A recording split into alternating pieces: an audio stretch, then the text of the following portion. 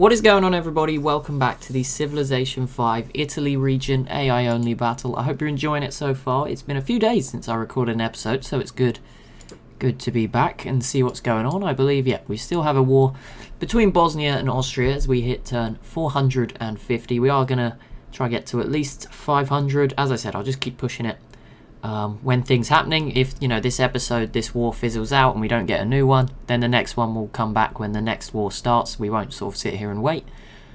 And yeah, once it gets to a very sort of slow pace, which is actually okay at the moment, or it just breaks, either of them are possible, of course, then we'll try and do highlights for as far as we can. You know, maybe I'll just show you every 50 turns or whatever. But even, I mean, we're getting towards probably the highest number of turns we've probably been able to do ever, apart from maybe some of the other small maps we've done.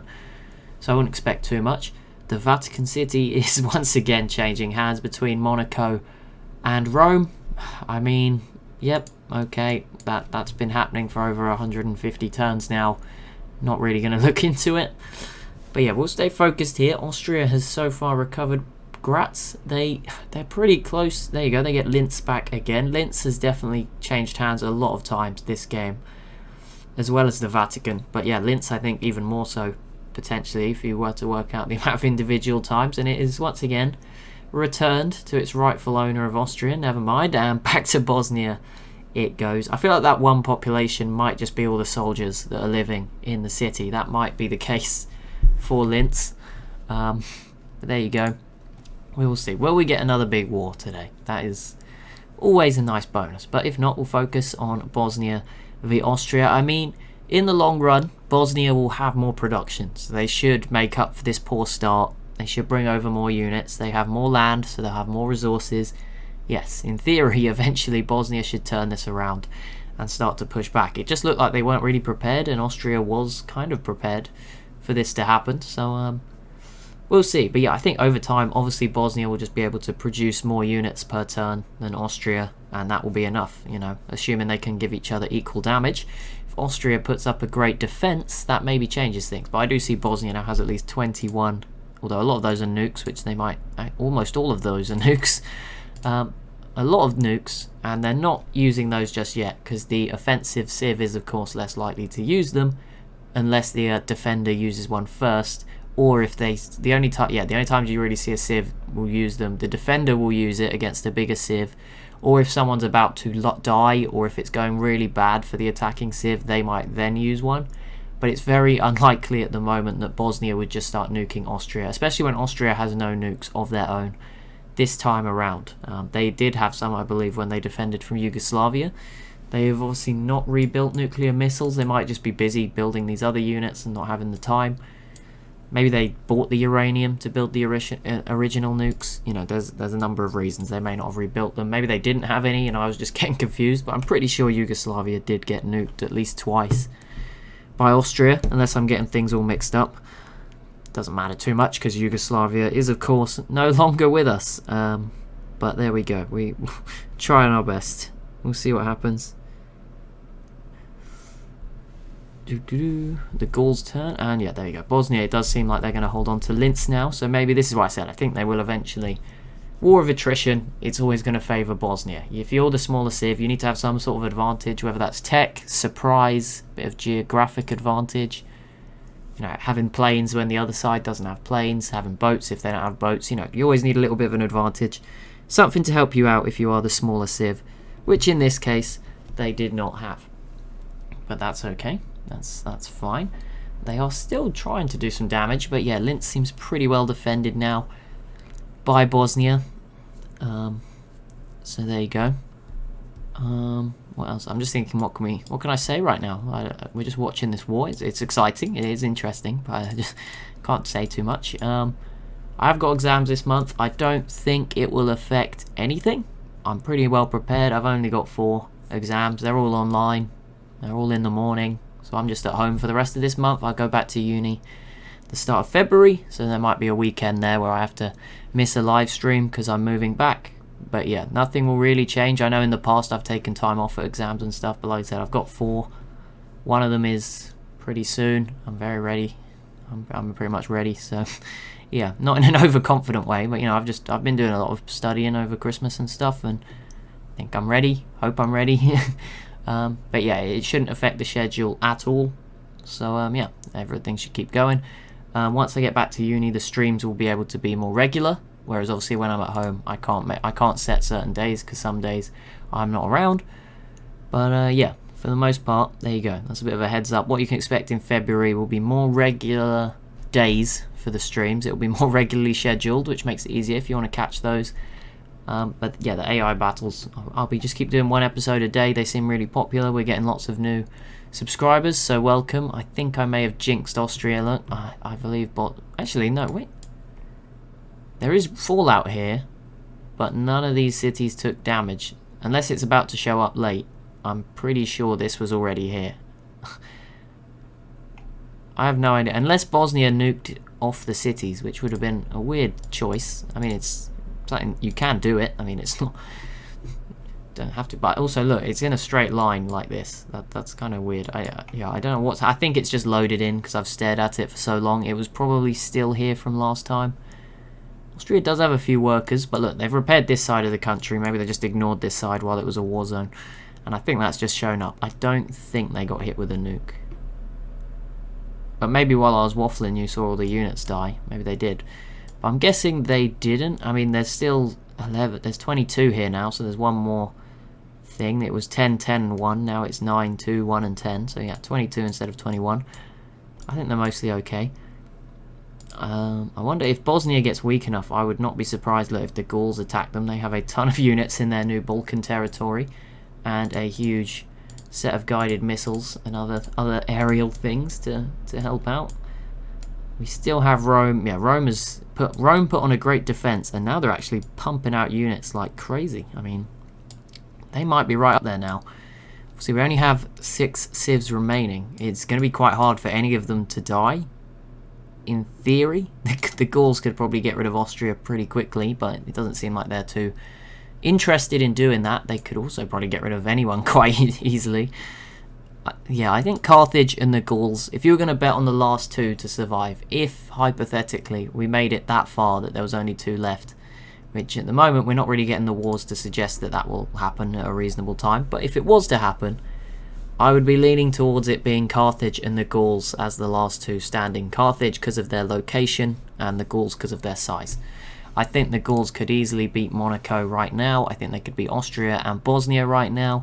Rome, yes, they could beat them. It would actually be the hardest of the 4, I think, just because Rome's got so many units. But again, not, the Gauls have more, so it's just, again, it will take ages, but they could do it. And then, yeah, I mean, Carthage is just the furthest away. The Gauls actually have very little access to get their units to Carthage, so Carthage is safe, at least for now. And I think Carthage themselves are second as well, on military size. I don't know where Bosnia is now. They got some of Yugoslavia, who I thought were maybe second just before they died, like very briefly. Maybe had jumped into second and then they died.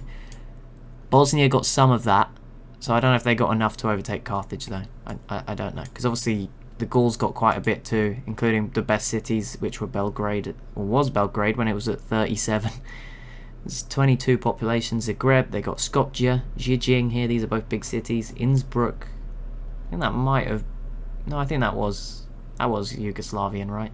It was initially Austrian, but I think it was Yugoslavian at wartime.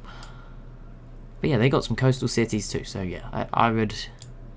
It depends if Bosnia gained enough, really, and I think we looked at the info addicts last time, actually. It's been a few days since I recorded, and we confirmed that Bosnia is still sort of level with Rome overall. But at least we're down to 6 now. That means next time we look at the graphs, it will be nice and easy to decipher who's winning.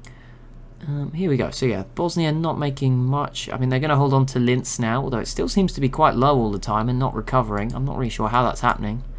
Its artillery shouldn't be able to reach it, so yeah, I'm not sure what's going on there.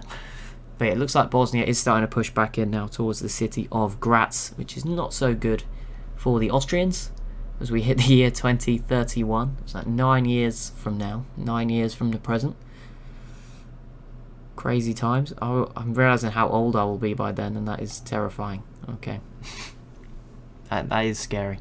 I'm sure it is for most, but 9 years. 9 years ago, what was it? It was 2013?